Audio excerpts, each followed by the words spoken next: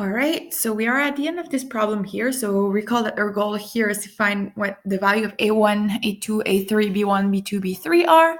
And to do that, I've decided to first solve for R, which is a ratio in the geometric sequence.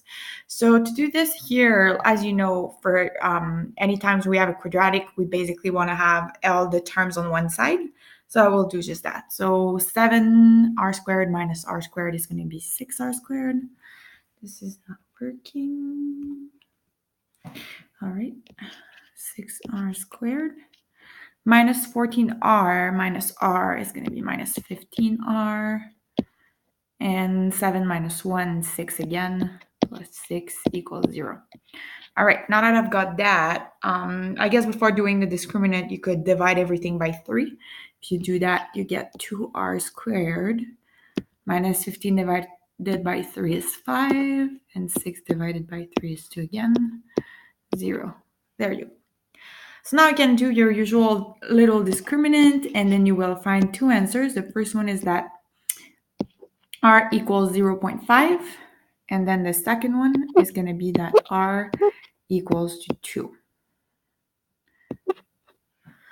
So the question is, which one do we need? Recall that you cannot, since this is a geometric sequence, you cannot know which one's going to be decreasing or increasing because it's going to depend on the value of A1.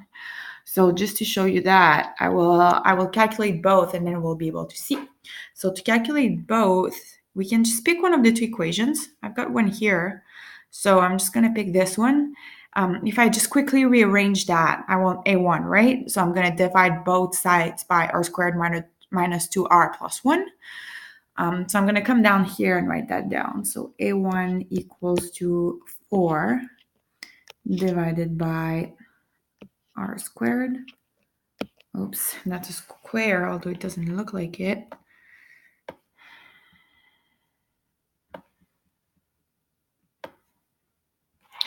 Okay, so R squared minus 2R plus 1. So here I would substitute my 0.5 inside each of the R's. So I would get 0.5 squared minus 2 times 0.5, which is just 1, plus 1 to overall get the answer that A1 here is going to be equal to, it's making a point of not working, is going to be equal to 16. So we've got our first A1, which is pretty good. The good part is that finding what A2 and A3 are is going to be fairly simple. It would be simple in both the geometric and the arithmetic way. The reason why it's so simple is that because generally you have that AN, well, there's two ways, right? So AN can be written as the general term or as the recursive sequence. So the recursive sequence here is going to be pretty nice. Minus 1 times R. So A2 would simply be equal to A1, which is 16, times R, which is 2. 0.5 in this case, I'm sorry.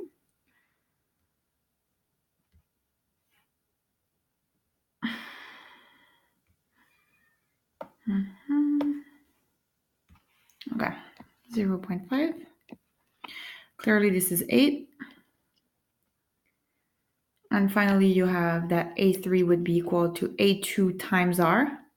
So 8 times 0.5.